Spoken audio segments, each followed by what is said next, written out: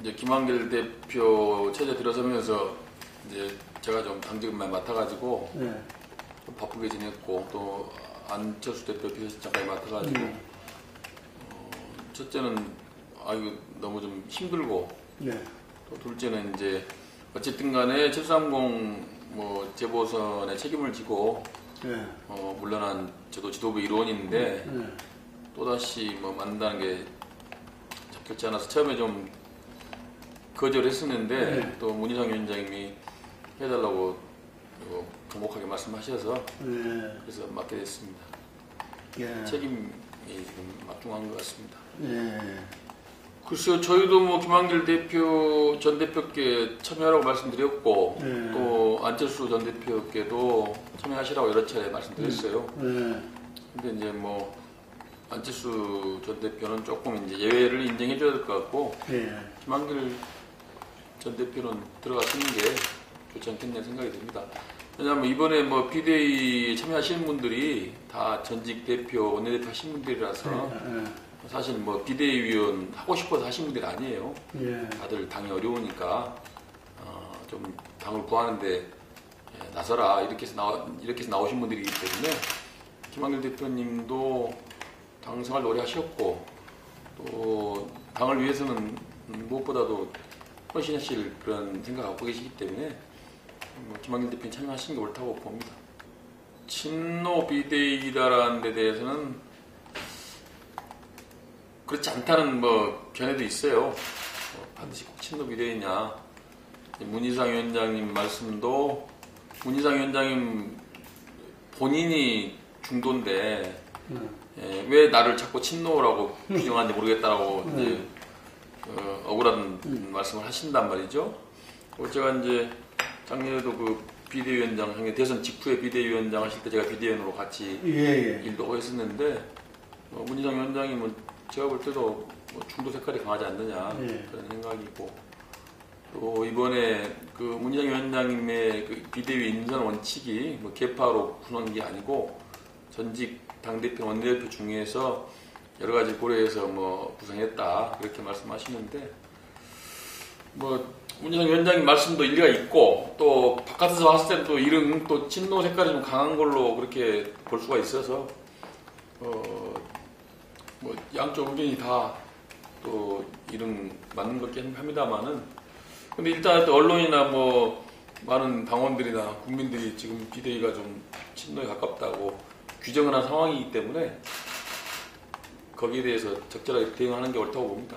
그게 좀 와전이 됐다고 그래요. 문희상 위원장님 말씀은 이제 그 위원장님 말씀도 모바일을 도입하자는 취지가 아니었는데 이 상황이 그것이 이제 인터뷰에 잠깐 언급된 게 이제 오해를 불러일으켰다. 그리고 그때 문희상 비대위 때도 그때 전당대회 룰 만들 때 모바일을 도입을 안 했거든요. 그러니까 뭐 문희상 위원장 본인도 그 부분에 대해서 뭐 찬성하는 입장이 아니고 그래서 좀 오해가 생겼다 그런 말씀을 하셔요. 어쨌든 간에 조금 이제 뭐 굉장히 지금 우리 당이 계파 문제로 민감한 상황이기 때문에 좀 이제 용어 하나하나를 얘기하실 때 좀 주의할 필요가 있긴 있어요. 잘못하면 이게 이제 그렇죠. 자꾸 이제 그 연상을 일으켜서 자꾸 이제 계파 어느 특정 계파로 자꾸 구분을 해버리기 때문에 특히 지금 이제 조중동이나 이런 보수 언론들은 어떤 간에 우리 당을 친노 비노 프레임으로 계속 규정을 하려는 그런 경향성이 있지 않습니까? 그래서 뭐 그럴 수 있는 친노나 비노 프레임으로 이렇게 몰아갈 수 있는 비밀을 주면은 자꾸 몰아가고 또 우리 잘 모르는 외부에서 본 뭐 당원들이나 또 국회의원들은 언론만 봐서는 뭐 그런 말이다 이렇게 또 생각한단 말이죠. 그래서 저도 이렇게 좀 요새 인터뷰하거나 뭐 얘기할 때 상당히 조심스럽습니다. 맞습니다. 구당 구국모임이라는 그것도 제가 아니다고 엉터리라고 몇 번 얘기를 했는데 그것도 결국은 이제 그 조선일보가 또 그런 식으로 또 자꾸 이제 몰아가는 기사였어요. 그게 사실은 구당 구국모임이란 그 모임을 만들자 해서 한 것도 아니고 저도 요새 당이 어려우니까 서로 좀 만나서 얘기도 나누고 어떻게 하면 당을 살릴 수 있는지 서로 한번 고민해보자. 식사를 하면서 얘기해보자. 그래서 나갔던 것이고 무슨 구당 무슨 구국 모임을 하자고 그렇게 그런 생각을 가지고 나간 것도 아니고. 그리고 이제 저도 이제 당직을 맡고 있으니까 또 두루 또 여러 갈래 사람들을 만나서 의견을 들어봐야 하지 않겠습니까? 그래서 이제 갔던 건데 하고 저는 좀 빨리 나왔어요. 좀 빨리 나왔는데 뭐 제가 있을 때는 구당 구국모임이란 말도 없었는데 나중에 아마 많이 헤어지면서 연락을 해야 되는데 뭐 연락할 때 무슨 이름이라도 있을 거 아니냐. 그러니까 그냥 구당 모임을 하자 뭐 그렇게 했다는 거예요. 그래서 묘하게 그게 또 너무 과대 평가가 되고 또 확대 해석이 돼가지고 좀 곤혹스러운 상황이 됐죠. 지금 사실 우리가 뭐 지금 더군다나 또 뭐 거기에 있는 또 모 상임 고문이 또 신당 뭐 얘기를 하는 바람에 또 더 증폭이 돼가지고 사실 거기 모인 사람들은 뭐 신당 얘기는 뭐 생각지도 않았던 거고 그냥 당이 어려우니까 좀 고민해보자. 그래서 밥 먹으러 갔던 건데 그게 좀 너무 와졌는 게 아닌가 생각이 드네요. 세월호 협상은 하여튼 쥔 것이고 잘못된 건 맞죠. 이제 하여튼 첫 단추 잘못 꼈어요. 뭐 1차 협상을 좀 제대로 유능하게 못하는 바람에 그 방향으로 계속 일단 족쇄가 그렇게 첫 단추 잘못 끼다 보니까 또 두 번째 단추도 또 잘못 껴진 거고 그렇게 돼서 이제 우리 당이 상당히 어려워진 거죠. 그래서 결국 이제 3차 협상은 결국 이제 제 생각은 손절을 어차피 해야 된다. 우리가 이제 어차피 이 세월호 협상 국면에서는 결국은 이제 수렁에 빠져가지고 어떠한 이슈를 제기하고 어떠한 모부림을 치더라도 결국은 그 헤어나기 힘들게 돼 있단 말이죠. 그러니까 이익을 보는 건 생각지도 못하고 어떻게 하면 손해를 최소화하느냐. 손절매를 빨리 하는 국면이었어요. 그러니까 뭐 협상이 잘못되고 졌다는 것은 뭐 옳은 말씀이죠. 얼른 빨리 그 국면 전환을 빨리 하자. 그렇게 해서 이제 뭐 최악의 상황을 피하자 그렇게 된 거죠. 뭐 개파 참가사라는 관점에서 보면은 최고의 약은 오픈 프라이머리예요. 그렇죠. 뭐 개파라는 게 왜 생겼으면 개파라는 결국은 편을 갈라가지고 거기서 뭔가 자기 공천해서 이익을 취하고 무슨 당 활동하는데 내가 좀 도움을 받아보자 하는 거 아니겠습니까? 근데 뭐 오픈 프라이머를 하게 되면은 내가 뭐 누구한테 줄 이유가 뭐 있어요? 내가 지역에 가서 우리 지역 주민들한테 잘 보이는 게 최고지. 내가 뭐 누구 우리 당에 뭐 보스한테 잘 보여봐야 표가 됩니까? 물론 그분들이 이제 또 인기 있는 분이 지역에 와서 한 말씀 해주고 하면은 그게 뭐 표가 될지 모르지만은 그렇게 뭐 중요하지 않거든요. 글쎄요, 뭐 원내대표 선거에 대해서는 뭐 제가 또 뭐 당직자라서 뭐 말씀하기가 좀 껄끄러운 면이 있네요. 근데 요번에 하여튼 좀 근데 재밌는 게 구도가 좀 혼란스러워요. 그러니까 기존에 보통 이제 친노 비노 이 프레임이 조금 약간 좀 깨지고 있는 상황이다. 왜냐면은 기존에 이제 그 친노 소위 말하는 이제 친노 강경파라고 표현해야 이것도 사실 이 보수의 프레임인데 어쨌든 간에 세월호법에서 좀 강경한 입장을 냈던 분들 뭘 그분들이 꼭 친노라고 보기는 어려워요. 일단 세월호법에 강경한 입장을 냈던 분들이 이제 오히려 이종걸 의원을 좀 지지하는 경우가 많고 오히려 어찌 보면 기존의 민진모나 뭐 콩나물 모임이나 해서 기존에 온건한 입장을 취했던 분들은 사실 또 경향으로 보면은 우윤근하고 또 맞아요. 또 노선이. 근데 개파는 또 이렇게 분류된 개파가 다르고. 개파로 보면 또 그렇게 않는데 이게 세월호 뭐 협상과 관련된 그 입장을 놓고 보면 또 완전 거꾸로거든요 지금. 그래서 상당히 혼전이 되지 않겠는가 그런 생각이고 어쨌든 간에 지금 이 시점에서 가장 중요한 그 포인트가 세월호법 협상이기 때문에 과거에 대한 현재까지의 평가 또 앞으로 또 세월호법 협상이 지금 중요한 국회 과제 아닙니까? 앞으로 세월호법 협상을 어떻게 유능하게 잘 해내느냐 하는 것이 중요하기 때문에 의원들이 아마 거기에 상당히 영향을 받지 않겠는가. 그러니까 뭐 기존 합의 틀을 완전히 뒤집을 수는 없지만은 그렇지만 어쨌든 간에 좀 새로운 각도에서 접근하는 것이 우리 당으로서도 좀 더 이 협상의 폭을 넓히는 게 아닌가. 글쎄 유족 참여라는 게 이제 참여의 의미도 여러 가지인데 직접적 참여도 있고 또 간접적 참여도 있고 여러 가지 참여 방식이 있기 때문에 뭐 그렇게까지 뭐 벽을 쌓을 일은 아니라고 봐요. 그리고 어쨌든 정부 여당이 이 사건에 책임이 크기 때문에 조금은 특별하게 봐야 됩니다. 그냥 일반적인 사건으로 치부해서 그 잣대로 보면 안 되고요. 어느 정도 좀 스페셜하게 이 문제는 바라봐야 되고 정부 여당도 그런 점에서는 조금은 마음을 열어놓을 필요가 있지 않겠는가. 그래서 어쨌든 간에 협상을 좀 새롭게 한다는 측면이 좀 중요하게 보는 게 아닌가 생각이 돼요. 그래서 뭐 누가 될지 예측할 수 없을 것 같습니다. 기본 기준은 그렇습니다. 기본 기준은 문희상 위원장님도 의회주의자고 또 다수의 의원들이 뭐 사실은 의원들 대부분은 뭐 장애투쟁 좋아하는 사람이 누가 있겠습니까? 국회의원이라는 국회에서 활동하라고 그렇죠. 국민들이 뽑아준 건데 당연히 가능하면 국회 내에서 국회 내 절차를 통해서 뭐 투쟁할 투쟁하고 또 할 일이 있으면 하고 해야죠. 근데 오직 했으면 장애가 나왔겠냐 그런 이제 입장인 것이죠. 그러니까 뭐 당연히 가능하면 의회 내에서 할 일을 해야 한다고 봅니다. 또 세월호법 협상도 어느 정도 가닥이 잡혔기 때문에 뭐 지금 뭐 그 문제 가지고 장애로 나가고 할 상황 아니지 않겠습니까? 그래서 가능하면 국회 내에서 하면서 좀 더 다만 이제 조금 더 적극적이고 선명한 그 파이팅의 모습을 좀 보여줘야 할 것 같아요. 물론 국민의 스펙트럼도 다양하지만은 그러나 또 어쨌든 야당이 지금 또 여당이 지금 잘한다면 모르지만은 역대 정권 중에서 현 정권처럼 사실은 불통 무능한 정권이 없다고 봅니다.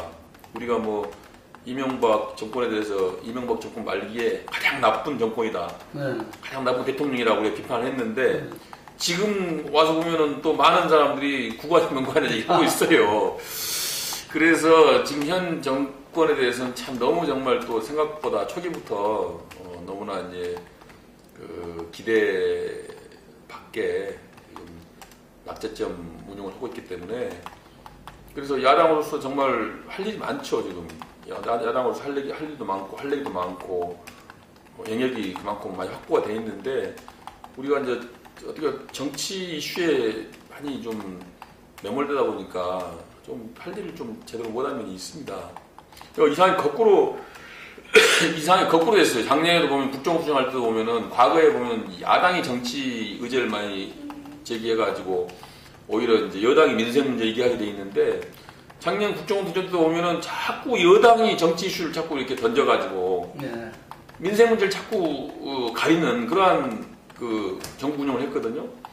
이 금년에도 마찬가지로 세월호법 협상 같은 경우도 사실은 뭐 다른 민생 이슈나 경제 살리기나 그런 이슈들을 갖고 사실 국회에서 많이 논의를 해야 되는데 그렇게 안 된 게 결국은 이제 물론 야당도 물론 그 책임이 없다고 할 수 없습니다만은 결국 여당이 좀 더 전향적으로 대처를 해주고 이슈를 좀 더 민생이나 경제 살리기나 그런 쪽으로 끌고 갔었어야 했는데 어찌 보면 여당이 지금 즐기고 있단 말이죠. 오히려 정치 이슈에 계속 이 매몰되게끔 함으로써 어찌 보면 자신들의 무능이나 자신들의 잘못된 거, 자신들의 불통을 감추는 그것들이 국민들에게 드러나지 않게 하는 그러한 지금 묘한 지금 형국이거든요. 그래서 야당도 이제 과감하게 세월호 특별법 당연히 이것도 당연히 적극적으로 중요한 이슈로 해야 되지만은 기타 지금 민생 문제에 있어서 너무나 지금 현 정부가 잘못하고 있기 때문에 그런 문제에 대해서 좀 더 적극적으로 부각시키면은 훨씬 더 야당은 좋은 점수를 받지 않겠는가. 글쎄요, 저도 좀 이해가 안 되는데 저도 사실 국회 박근혜 대통령 저기 전에는 저도 이미지가 괜찮았어요. 의회에서 그래도 꽤 의회주의자로 활동을 했고 국회에 대해서도 상당히 그 우선시하는 국회를 우선시하는 그런 말씀 많이 하셨고 또 대통령 선거 과정에서도 뭐 경제 민주화라든가 과거사 문제라 이런 문제 상당히 그래도 네. 전향적으로 얘기를 했기 때문에 이제 좀 이명박 대통령을 마지막으로 해서 이제 좀 한국 정치가 좀 복원되고 정치적으로 한 단계 발전할 수 있겠다라는 기대를 했는데 이거는 너무 또 엉뚱한 데로 가고 있어서 네. 뭐 또 박근혜 대통령 국회의원도 오래 했고 네. 국회에 대해서도 상당히 잘 아는 분인데 하여튼 너무 지금 기대 밖으로 하고 있습니다. 그래서 예를 들어 지난번에 발언도 말도 안 되는 말씀이죠. 무슨 네. 대통령이 국회에 대해서 무슨 할 일을 안 해서 뭐 세비를 뭐 반납해야 한다 이런 말도 안 되는 소리 아니겠습니까? 네. 사실은 뭐 우리가 봤을 때 대통령이 먼저 월급 반납해야죠. 대통령이야말로 할 일이 안 하면서 자기 월급 반납하면서 국회한테 얘기해야지 그런 식으로 자기는 옳고 국회는 잘못했다 이렇게 하는 것은 너무 정말 일방주의고 국민의 여론을 호도하는 말씀이다. 그렇게밖에 얘기할 수 없어요. 그러니까 그건 뭐참 듣기 어려운 이야기를 정말 어찌 보면 정말 이게 그 유신이 다시 온 게 아닌가 하는 생각도 듭니다. 실제로 요새 뭐 사이버 검열하는 것도 그렇고 뭐 지금 대통령이 하는 여러 가지 뭐 말씀이나 행동을 보면은 이게 정말 현대판 유신이다. 이 속은 공안 통치고 겉만 뭔가 좀 21세기지 이게 사실상은 70년대 공안 통치로 돌아간 게 아닌가 유신으로 돌아간 게 아닌가 그런 걱정이 듭니다. 그러니까 그동안은 이제 혁신하면서 맨 말만 하고 실제 뭐 실천을 하지 않다 보니까 오히려 국민들부터 더 욕을 넘게 됐죠. 뭐 한다고 해서 말해도 말든지 한다고 해놓고 결국은 또 말 뒤집기 하거나 실천 안 하니까 국민들이 봤을 때는 정치하는 사람들은 다 그런 거 아니냐 그렇게 또 그냥 비난을 받았지 않습니까? 그래서 이번에는 이제 할 수 있는 것만 제대로 해보자라고 얘기를 하고 있습니다. 근데 사실은 이제 정치 혁신이라고 하면 저는 그렇게 봅니다. 그러니까 자꾸 우리가 이제 기득권 내려놓기가 정치 혁신인 걸로 생각하는데 저는 그건 아니라고 봐요. 기득권 내려놓기 당연히 해야 되는데 좀 더 제도적으로나 법을 좀 더 정치가 유능하게 만드는 것이 정치가 민생 문제를 제대로 해결할 수 있는 그러한 체제로 만들어가는 게 저는 혁신이라고 봅니다.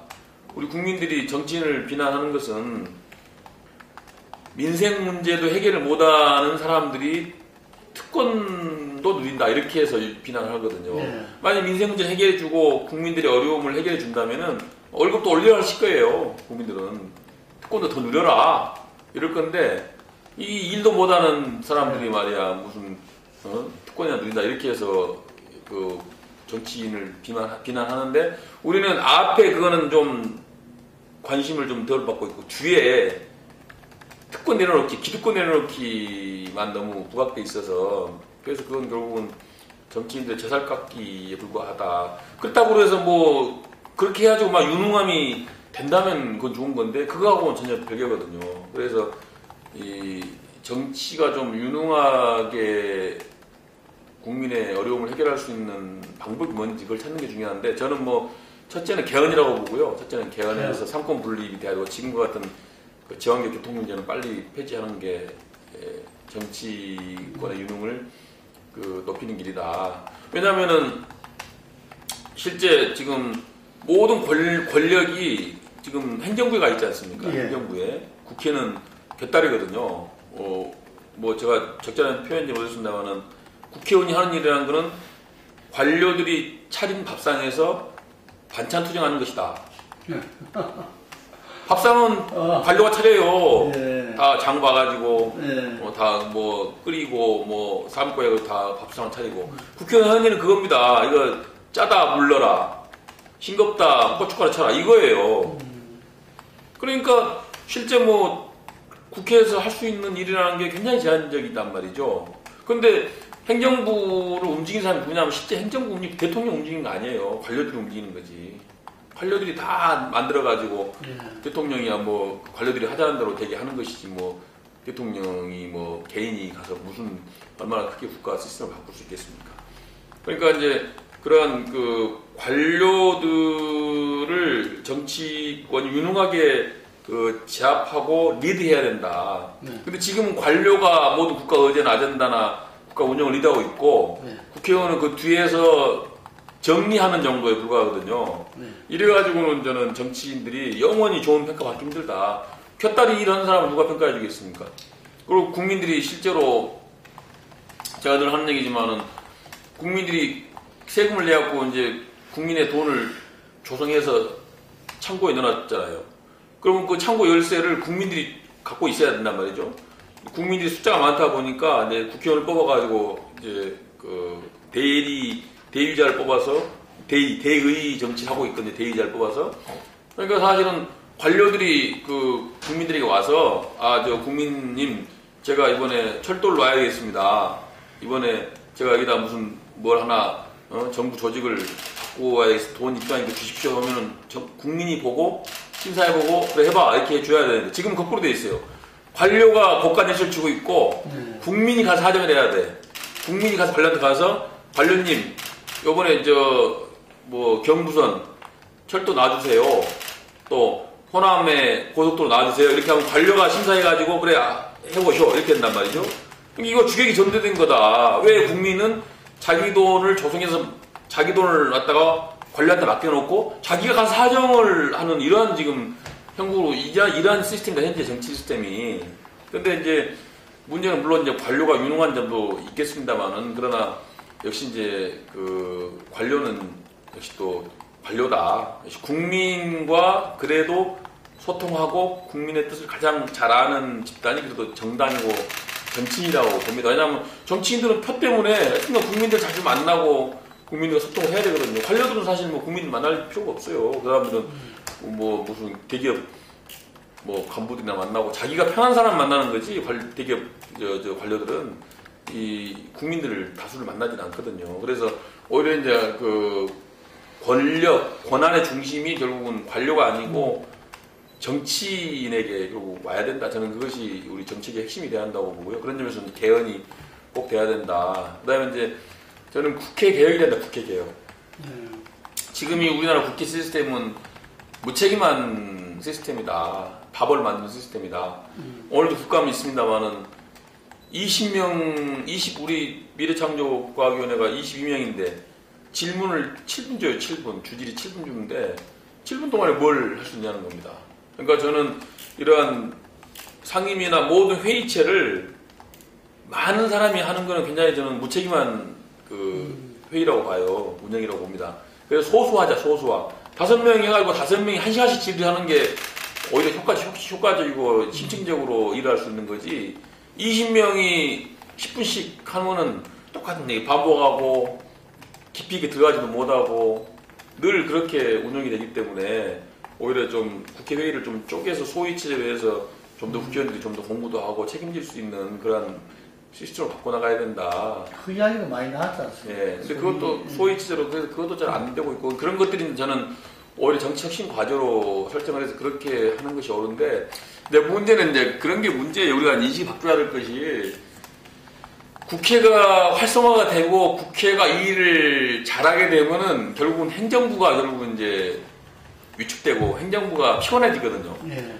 그러면 여당은 어쨌든 정부하고 한 편이다 보니까 정부가 피곤해지고 정부가 비판 나가는 걸 또 싫어해요. 그러다 보니까 자꾸 이제 뭐 야당일 때는 무슨 맨 뭐 국회 강화반 얘기 하다가도 예결위 상소라든가 예를 들자면 또 뭐 국회 활성화하는 제도 뭐 소위 만들자 이렇게 하다가도 여당이 되면 안 해요. 왜냐하면 여당이 되면 또 뭐 정부를 또 비호해야 되고 뭐 굳이 야당에 판까지도 있느냐 우리끼리 그냥 적당히 해먹자 이렇게 돼가지고 또 개혁에 소극적이 되거든요. 그래서 이런 것들을 빨리 탈피를 해야 된다. 그래서 정치 혁신은 하여튼 그런 뭐 기립고 내려놓기도 해야 되고 더 나아가서는 정치 시스템이나 국회 시스템을 근본적으로 바꾸는 게 중요하다. 기본적으로 민주주의 시대는 내각제가 옳다고 봐야죠. 의원내각제가 옳다고 보고 지금 세계적으로도 뭐 민주주의 한 나라에서 대통령 한 나라가 없어요. 뭐 미국하고 프랑스 정도인데 미국은 이제 순수 대통령제고 네. 프랑스가 이원 집정부제고 나머지 대통령제는 다 독재 국가죠, 뭐 현실적으로. 그래서 이제 원론적으로는 의원내각제가 이제 민주주의 원칙 가장 합당한 제도라고 보고 그것이 옳다고 보지만 다만 이제 우리나라는 국민들이 대통령을 내 손으로 뽑자 그런 또 의식이 있기 때문에 뭐 저는 뭐 의원내각제가 안 된다면은 뭐 미국식 저는 순수 대통령제가 옳지 않느냐 그런 생각입니다. 분권형은 또 복잡하고 우리 같은 또 나라에서는 분권형 제도 지금 사실 우리나라 헌법도 이제 분권형 헌법이거든요. 근데 잘 그게 운영이 잘 안 돼요. 아예 그러니까 미국식으로 하든지 아니면 의원내각제 하든지 이렇게 해서 딱 하나의 제도를 해서 가야지 이걸 적절하게 또 혼합시키는 제도는 결국은 양 제도에서 단점만 남는 게 아닌가 저는 늘 그런 생각합니다. 그게 이제 지금 당장 단기적으로는 좀 소비자에게 좀 불리하게 되죠. 전에는 보조금을 더 많이 받았는데 이제 보조금을 좀 적게 받게 되니까 그러니까 이제 공평하게 비슷하게 한다 이렇게 아닙니까 지금? 전에는 똑똑한 사람은 싸게 사고 좀 어리석은 사람은 비싸게 샀는데 지금은 이제 공평하게 비싸게 산다 이런 지금 관점인데 근데 이게 조금 더 시행을 해보면은 뭔가 효과가 나타나지 않겠는가. 뭐냐면 이제 이렇게 돼서 만약 이제 보조금이 좀 덜 나오더라도 이렇게 되면 결국은 제조사가 휴대폰 가격을 내릴 수밖에 없다 그렇게 보는 겁니다. 지금 뭐 우리나라가 보니까 세계 시장이 3%에서 시장 점유율인데 뭐 수익은 6% 올리고 있다고 그럽니다. 지금 이제 그 통계 수치를 보니까 그러니까 뭐 지금 제조사들이 국내에서 엄청난 이익을 누리고 있는 거죠. 당연히 국내에서 이 휴대폰 값을 인하시켜야 되는데 그러한 하나 과정으로서 지금은 이제 보조금을 높게 책정하면은 휴대폰 값을 낼 수가 없어요. 높게 설정해 놓고 휴대폰 보조금을 많이 주는 건데 그러지 말고 가격도 내리고 보조금도 내리자 뭐 그런 지금 것이 이제 단통법의 효과라고 보는데 조금 시간이 가면은 그런 효과가 나타나지 않을까 그런 생각이고 이번에 이제 그 단통법 그 정부 고시를 하면서 이제 그 분리하는 걸 지금 안 했지 않습니까? 그러다 보니까 이제 이 단통법 시행 취지가 상당히 반감됐는데 빨리 그것도 다시 재심사를 해서 분리 고시를 반드시 해야 된다 그렇게 생각하고 있습니다. 추석하시겠죠? 뭐 통신 3사 대표들을 저는 부른 건 옳았다고 봅니다. 왜냐하면 지금 통신사가 우리 국민들에게 영향을 준 게 크고 우리나라 지금 가계비 지출에 지금 통신비 지출이 엄청나게 큰 부분을 차지하고 있기 때문에 이 통신비 인하 문제가 굉장히 중요한 우리 국민들의 관심사이기 때문에 통신사 대표들을 국회에 증인으로 오라고 해서 이제 당연히 국민의 입장에서 그 질의도 하고 또 정책 제안도 하는 것이 옳다고 저는 보고요. 그 증인들을 많이 불러서 하는 건 저는 이거 국회 비효율이라고 이거 고쳐야 한다고 생각하고 있습니다. 아까 제가 말한 소위 체제 활성화하면 이게 해결될 문제예요. 지금 뭐 시간은 제한돼 있고 20 몇 명이 회의하는데 시간은 제한돼 있고 1인당 주어진 시간은 뭐 증인신문 하면 3분 5분 그러는데 증인들을 뭐 많이 불러봐야 물어볼 시간도 없죠. 물어봐도 또 뭐 2, 3분 물어보고 뭘 묻겠습니까? 그러니까 소위 체제 5명이 회의를 하면은 당연히 증인도 좀 숫자도 좀 적절하게 좀 부를 수 있고요. 또 증인한테도 뭐 20분, 30분씩 물어볼 수 있기 때문에 훨씬 더 효과적으로 회의를 할 수 있다는 거죠. 지금 이 국감장 가서 저도 증인심 해보면은 이게 도대체 회의가 아니에요, 이거는. 무슨 번개물에 뭐 콩국감 먹듯이 맨날 시간에 쫓겨가지고 할 얘기도 못하고. 제도적으로 될 수가 없겠죠. 제도적으로 이거 근본적으로 고쳐야 됩니다, 이거를. 늘 국감 끝나고 나면 문제지게 되어왔는데. 그리고 국감도 사실 저는 국감도 이게 저는 없앤다고 봐요. 국감도 없고 평상시에 해야지 꼭 뭐 우리나라 사람들이 꼭 벼락공부 좋아해요. 벼락공부. 평상시에는 안 하다가 꼭 이제 시험 때 되면 그때 가서 막 날새기하고 하지 않습니까? 똑같은 거예요 이게. 상설 소위가. 네, 상설적으로 상임위도 지금 우리 국회법 보면은 비회기 때도 2번 열게 돼 있습니다. 상임위를. 근데 지금 안 열잖아요. 그러니까 평상시에 상임위도 계속 일주일에 한 번씩 열고 일주일에 한 번씩 여는 거예요. 일주일에 한 번씩 열어서 계속 뭐 이번 주는 방통 기관도 우리 산하기관이 지금 한 수십 개, 100개 있지 않습니까? 그러면 상임위 열어서 계속 기관들 불러서 물어보는 거죠. 근데 꼭 뭐 닥쳐가지고 하고 이러니까 그 제대로 된 효과적인 효율적인 회의보다는 제가 전에 17대 때 법안 소위원장을 4년간 했거든요. 그때 저는 소위를 매주 수요일 10시 열었어요. 네. 비회기고 회기고 무조건 수요일 10시에는 법안 소위를 한다. 그렇게 해서 뭐 충분한 심리를 해야지. 맨날 그냥 시간을 쫓겨갖고 이제 회기 말에 가면 꼭 법안소 열어가지고 뭐 후다닥 하고 처리하고 그러는데 이렇게 되면은 그 법에 대한 심사도 제대로 할 수도 없고 이 많은 그 구멍이 납니다 이게. 그래서 문제가 있는데 이 증인 출석 문제도 지금 현재의 국회 운영 시스템으로는 어쩔 수가 없어요 이건. 왜냐하면 증인은 불러야 되고 물어볼 건 많고 시간은 없고 사람은 많고 이러니까 어쩔 수 없어요. 그러니까 이거를 국감도 이거를 나눠서 좀 더 충분한 시간을 가지고 의원들도 좀 더 소수화해가지고 충실한 국감이 되는 것이 중요하다. 그렇게 봅니다. 그 2인자, 3인자를 동시에 내려보냈다는 것은 북한이 뭐 개방하려는 의지가 있다라고 봐야죠.